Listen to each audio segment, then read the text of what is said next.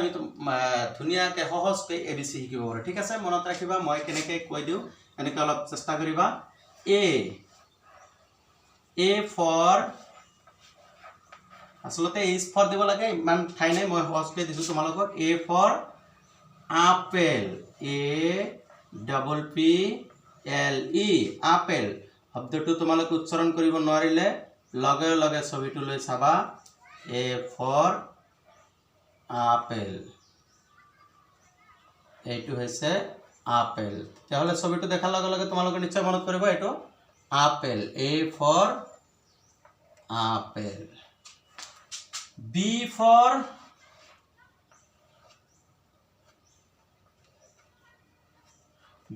for বল। যিবিলাক শব্দ আমি ইতিমধ্যেই ইংৰাজীত কওঁ সেইবিলাক শব্দৰে মই তোমালোকক আখৰকেইটা চিনাকি কৰাব বিচাৰিছোঁ যাতে তোমালোকৰ চিনি পোৱাত সহজ হয়। বল, এইটো BALL বল ক'ব যদি নোৱাৰা উচ্চাৰণ লগে লগে ছবিটোলৈ লক্ষ্য কৰিলেই তোমালোকৰ উচ্চাৰণটো মনত পৰিব। এইটো কি আঁকি আছোঁ চাবা ভালকৈ। B for ball, B for ball. C for কি হ'ব পাৰে ইংৰাজী শব্দ চিৰে, যিটোক আমি ইংৰাজীতে কওঁ সেইটো হৈছে cup, CUP। C for cup. Cup এইটো উচ্চাৰণ কৰিব নোৱাৰিলে একো অসুবিধা নাই, তোমালোকে ছবিটোলৈ লক্ষ্য কৰিবা, ছবি দেখাৰ লগে লগে নিশ্চয় তোমালোকৰ মনত পৰিব C for কাপ। মই সেইটোৱে চেষ্টা কৰি তোমালোকৰ কাৰণে এই শব্দবিলাক যুগত কৰি ওলাইছোঁ, কাৰণ এতিয়াতো মই তোমালোকক কৈ দিব নোৱাৰিম না D for ডগ, আকৌ তোমালোকক কৈ দিম কেনেকৈ, যাৰ কাৰণে যিবিলাক তোমালোকে ইতিমধ্যে ইংৰাজীত ব্যৱহাৰ কৰে সেই ছবিবিলাকেৰে তোমালোকক বুজাব খুজিছোঁ। C for cup.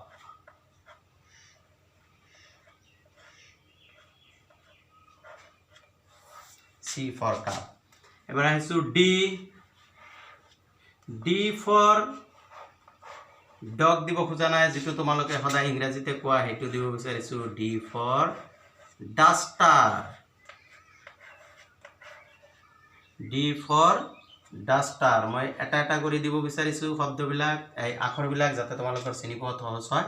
D for duster শব্দটো একো টান নালাগিব যেতিয়া মই তোমালোকক ছবিটো আঁকি দিম।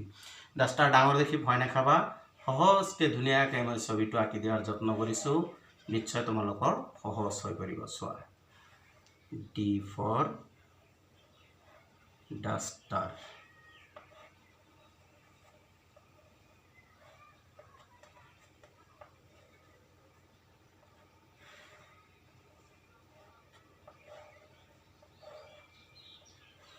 এই যে আমি বোর্ড সাফা করা ডাস্টারটো হয়ে গেল না, তো D for ডাস্টার।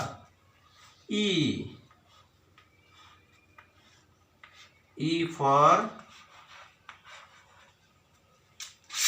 for কি দিব পারো আমি? E for এটা শব্দ দিব পারো eagle, E for eagle, EAGLE eagle. E for eagle চাওঁ চেষ্টা কৰিম, তোমালোকে মনত ৰাখিবা ঈগল এটা চৰাই, এইখিনি মনত ৰাখিলে মনত পৰি যাব তোমালোকৰ E for eagle.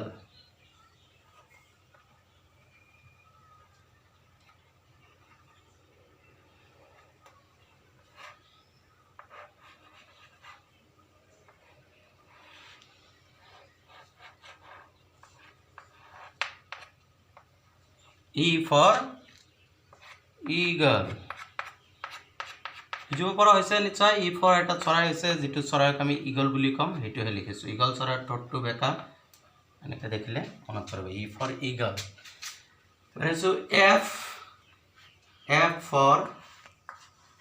for fish, F for frog, এইবিলাক দিব পাৰে, কিন্তু মই তোমালোকক দিম চিনাকি শব্দটোৰ লগত F for ফেন, কাৰণ আমি ফেনক ফেন বুলিয়ে কওঁ, পাংখা যিটো ফেন। F for ফেন। ছবিটো দেখাৰ লগে লগে নিশ্চয় তোমালোকৰ মনত পৰিব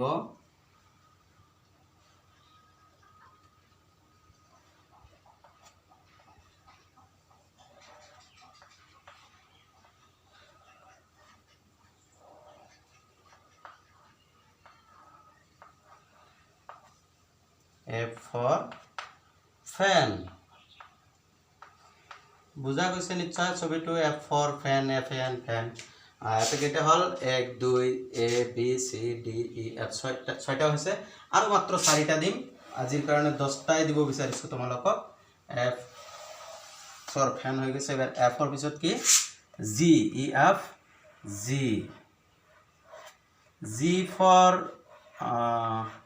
মনত ৰাখিবা তোমালোকে যেটো বনৰীয়া জন্তুৰ নাম জানা তাৰে পৰা এটা দিছো G four giraffe G I double R A F E giraffe G four giraffe ছবিটো আঁকিবলৈ চেষ্টা কৰিম অলপ কালি তোমালোকে মনোযোগ দিবা এইখিনি যে এটো সাৰে জিৰাফ বনাইছে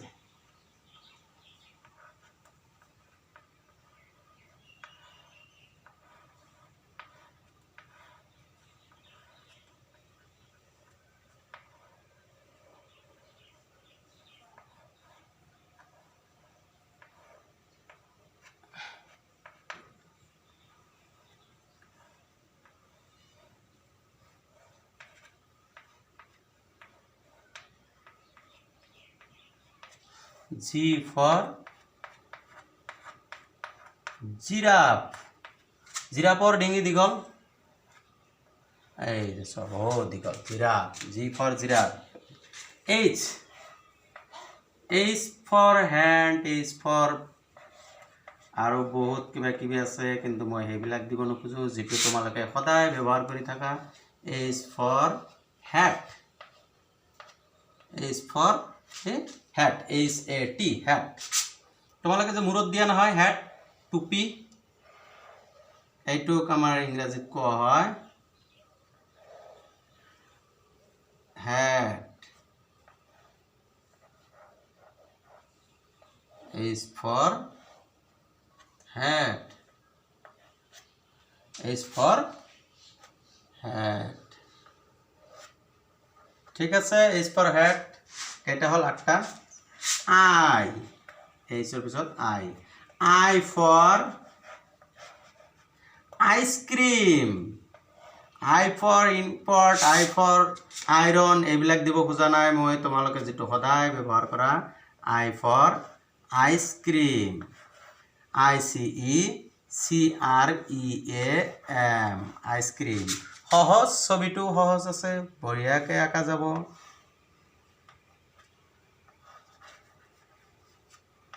এই যে আইসক্রিম I for কি দিছো I for ice cream I for ice cream J 10 নম্বৰত এটা দিছো লাস্ট J for কি হ'ব পাৰে J for দিছো এটা তোমালোকে সদায় ব্যৱহাৰ কৰি থকা এটা বস্তু J U G সৰু হৈছে ৰব অলপ ডাঙৰকৈ দিও যাতে ধৰিব পৰা J U G J for jug এইটো হৈছে জগ তোমালোকে ঘৰত যে পানী খাবলৈ ব্যৱহাৰ কৰা নহয় এইটো হৈছে এই জগটো J for jug